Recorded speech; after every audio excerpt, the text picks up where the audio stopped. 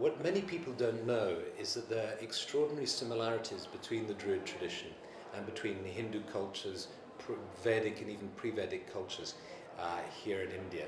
To give you an example, there are linguistic connections. There are words. Druid in itself is a word that comes from the Sanskrit. Dru meaning strong, steadfast, immersed in, and vid coming from Veda meaning knowledge. So Druid is one immersed in knowledge. There are all sorts of different theories and suggestions as to how this could be, whether perhaps there were migrations of people in different directions. So even connecting with the Dravidians being Druids and so on. And of course, it's hard to tell because it's so far away, so far back in the past.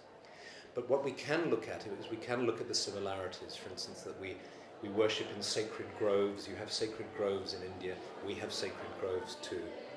And your system of astrology, Vedic astrology, which uses 27 lunar mansions, we use the same system of astrology.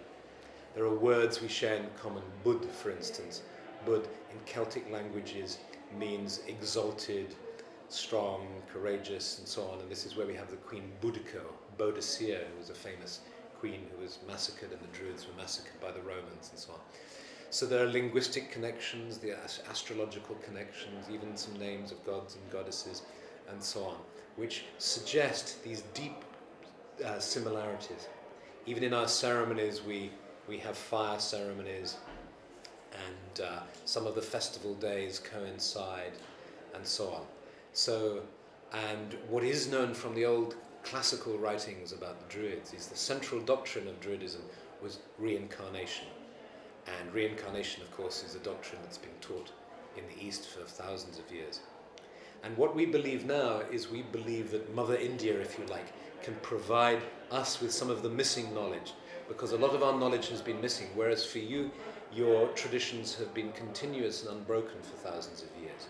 For us, the traditions were broken in about the 7th century AD, when Christianity finally conquered the whole of Europe. And for 1,000 years we had lost our traditions. It was only in the 17th century that we regained our traditions. So now we're engaged in a task of trying to put the pieces of the jigsaw puzzle back together. And we believe that by learning from our brothers and sisters in India, we can put some of these pieces of the jigsaw puzzle back together again. Because there's a way in which Druidism is also being reincarnated into the world. And you need a mother and a father, you need genetic strands. And so there are these kind of spiritual genetic strands of this Druidism that come from India and from far west out in the British Isles and Ireland